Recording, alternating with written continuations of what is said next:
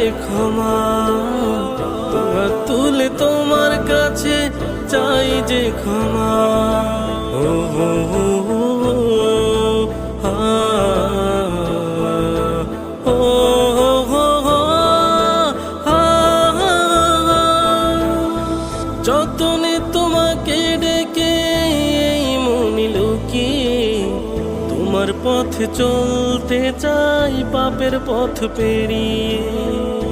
ও যতনে তোমাকে ডেকে এই মনে লুকিয়ে তোমার পথে চলতে চাই পাপের পথ পেরিয়ে। তোমার